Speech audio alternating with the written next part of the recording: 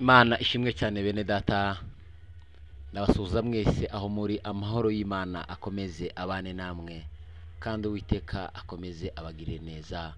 Uwiteka akomeze yimane ibyishimo byanyu. Uwiteka akomeze yimane ubuzima bwanyu. Uwiteka akomeze yimane imiryango yanyu. Uwiteka akomeze yimane imihamagaro yanyu.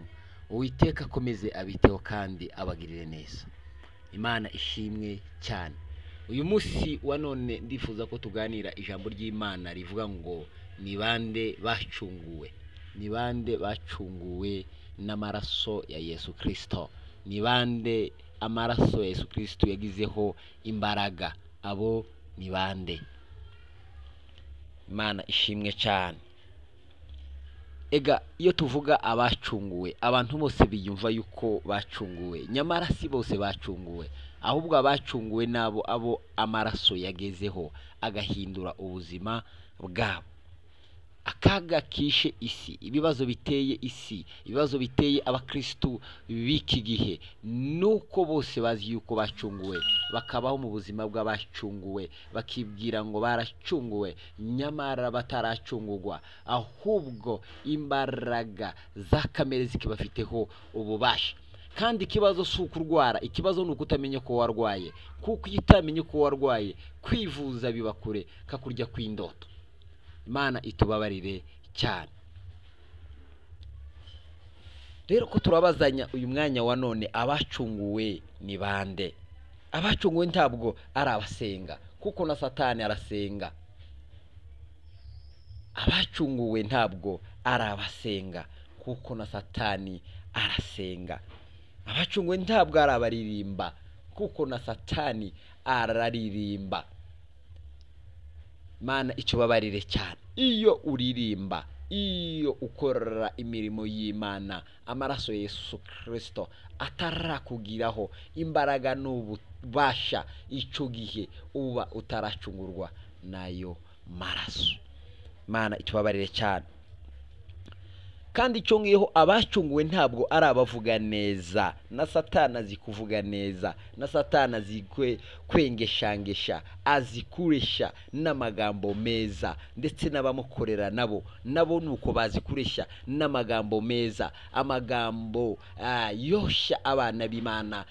Rero ni ukuvuga ngo abavuga neza bose siko bose bacunguwe n'amaraso ya Yesu Kristo. Icyongeyeho abacunguwe n'amaraso ya Yesu Kristo ntabwo ari Imana itubabarire cyane, ntabwo ari abiyita imfura zo mu isi. Gusa ijambo ry'Imana ryonyine yavuga ngo imfura zo mu isi Uwiteka yishimira n'abubaha Imana bagakora ibyo gukiranuka. Abo nizo mfura zo mu isi Imana yishimira, abo nibo baba barakozweho n'amaraso ya Yesu Kristo. Rero uwiyita imfura wese, uwo atarakorwaho n'aya maraso, uwo ntabwo yacunguwe n'amaraso ya Yesu Kristo. Bisobanura yuko uwiyita imfura zose siko zose zacunguwe n'amaraso ya Yesu Kristo. Abacunguwe ntabwo ari abazi kwihishira. Na Satani ubwiwe azi kwihishira, azi guhisha ubugome bwiwe, azi guhisha ububi bwiwe, akakwereka uko ibintu byose ari byiza, nyamara bikuganisha mu kwicuza. Na Satani rero azi kwihishira. Abacunguwe ntabwo ari abo. Ko turagira ngo tugane ku musozo, ko turagira tugane ku ijambo nyaryo rivuga ngo abacunguwe ni bande. Rero mutegere abacunguwe n'amaraso ya Yesu Kristo uko baba bameze. Imana ishimwe cyane. Reka dusome muri Zaburi 107 umurongo wa 2. Aravuga ngo abacunguwe n'Uwiteka bavuge batyo, abo yacunguye akabakura mu kuboko k'umwanzi. Dusome Yesaya 35 umurongo wa 9. Akavuga ngo nta ntare izaba muri iyo nzira, inyamaswa yose y'inkazi ntizayigeramo, ntibizayibonekamo, ahubwo abacunguwe nibo bazinyuramo. Amen. Aha ni rya jambo rivuga ngo hari inzira nyabagendwa, kandi iyo nzira zitwa kwera. Abandi b'imitima abo bose ntibazayinyuramo, iri jambo hepfo akavuga ngo ntantare nta n'inyamaswa y'inkazi izagaragara muri iyo nzira usibye ko izaba yabacunguwe n'amaraso ya Yesu Kristo. Imana ishimwe cyane. Rero abacunguwe n'amaraso ya Yesu Kristo abo ni bande? Nabo aya maraso ya Yesu Kristo yagizeho ububasha, nabo yagizeho imbaraga. Izo mbaraga ni izihe? Ni imbaraga zo guhindura ubuzima bwabo, ni imbaraga zo guhindura imitekerereze yabo, ni imbaraga zo guhindura imibereho yabo. Rero mu gihe mwene data mukozi w'Imana, muririmbyi, muvuga butumwa, mukozi w'Imana, rero mu gihe aya maraso ataragira imbaraga zo guhindura ibitekerezo byawe byatekerezaga nabi, aya maraso ataragira imbaraga zo guhindura imivugire yawe, ugasanga kuravuga niko n'ijambo ry'Imana ribivuga, riravuga ngo ndetse n'amagambo yose y'imfabusha tuvugira muri iyi si ayo tuzayabazwa. Rero mu gihe aya maraso atarageraho ahindura ururimi rwawe, nukuri uracyari imbata y'ikibi.